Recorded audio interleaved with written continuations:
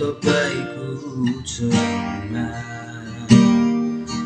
शिर झुकाउँदै दण्डवत गर्दै आउँछु तपाईको चरणमा।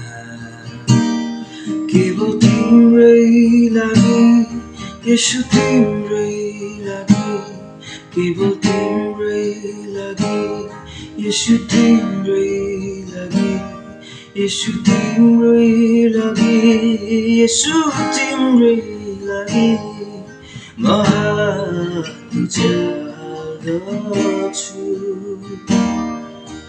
पवित्र आत्मा,